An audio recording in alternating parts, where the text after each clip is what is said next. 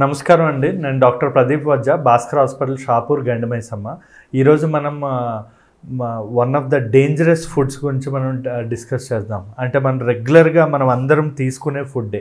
అంటే మనం అది లేకుండా ఏ రోజు కూడా మనం ఉండం. ప్రతిరోజు తీసుకునే ఫుడ్డే, కానీ అది మోతాదు కంటే ఎక్కువ తీసుకుంటే చాలా డేంజరస్ అండి. ఆ రెండు డేంజరస్ ఐటమ్స్ ఏంటి అంటే, నెంబర్ 1 షుగర్, నెంబర్ 2 సాల్ట్. ఈ రెండు చాలా చాలా చాలా డేంజరస్ అండి. ఒక సర్వే ప్రకారం మనిషి షుగర్ అసలు మన బాడీకి ఎటువంటి యూజ్ కూడా ఉండదు. షుగర్ కంప్లీట్గా మానేసినా కూడా ఎటువంటి నష్టం కూడా బాడీకి ఉండదు. సో మీ బాడీకి కావాల్సిన ఎనర్జీ కానీ కార్బోహైడ్రేట్స్ ద్వారా మనకి ఎంతో కొంత ఫ్రూట్స్ ద్వారా షుగర్ వస్తుంది, అది సరిపోతుంది. కానీ సెపరేట్గా షుగర్ అనేది తీసుకోవడం అనేది అస్సలు మంచిది కాదు.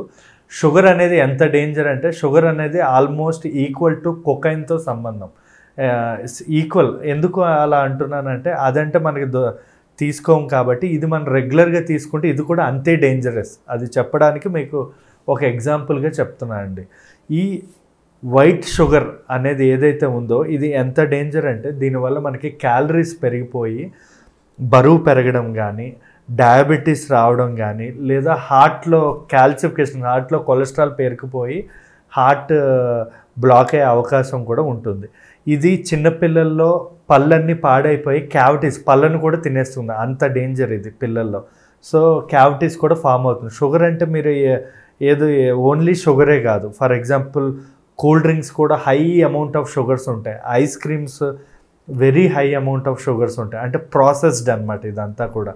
ఇవి కూడా కంప్లీట్ షుగర్తోనే ఈక్వల్. ఇవే కాకుండా మనం ఈ షుగర్ తినేవాళ్ళు మనం రోజు తీసుకోవడం వల్ల ఇది ఏం చేస్తుందంటే, ఒక ఫీల్ గుడ్ హార్మోన్ డోపమైన్ని ప్రొడ్యూస్ చేస్తుంది మన బాడీలో. అంటే మాకు చాలామంది ఏంటంటే డిప్రెషన్లో ఉన్నప్పుడు, ఎనర్జీ లేనప్పుడు ఏదైనా ఐస్ క్రీమ్ తినడం కానీ, మెయిన్గా అమ్మాయిలు హార్మోనల్ పీరియడ్స్ టైంలో అమ్మాయిలు కానీ వీళ్ళు ఏంటంటే షుగర్స్, చాక్లెట్స్, ఐస్ క్రీమ్స్ తినాలనిపిస్తుంది. వీళ్ళకి ఒక క్రేవింగ్స్ అనేది ఉంటుందన్నమాట.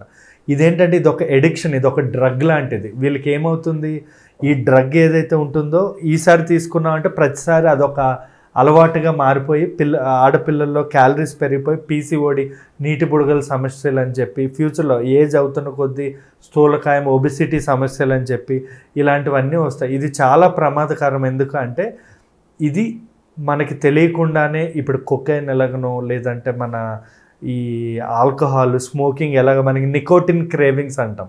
అంటే స్మోకింగ్ బాగా చేసే వాళ్ళకి బ్రెయిన్లో ఏంటంటే నాలుక పీకుతూ ఉంటుంది అనమాట. ఈ షుగర్ కూడా బాగా అలవాటు చేసుకుంటే ప్రతిసారి మనకి ఏంటంటే అది తీసుకోకపోతే మనకి అదొక క్రేవింగ్ అనేది ఉండే అవకాశం ఉంది. సో నాకు అడిగితే ఫస్ట్ డేంజరస్ ఫుడ్ ఏదైనా ఉంది అంటే అది నెంబర్ 1 షుగర్. దాన్ని జీరో చేసినా నష్టం లేదు, మన బాడీకి అయితే దానివల్ల ఏ యూజ్ ఉండదు. నెంబర్ 2 డేంజరస్ ఏంటంటే సాల్ట్. ఇది కూడా ఒక మోతాదులో, అంటే రోజుకి 1 నుంచి 2 గ్రాముల సాల్ట్ వరకు తీసుకోవచ్చు.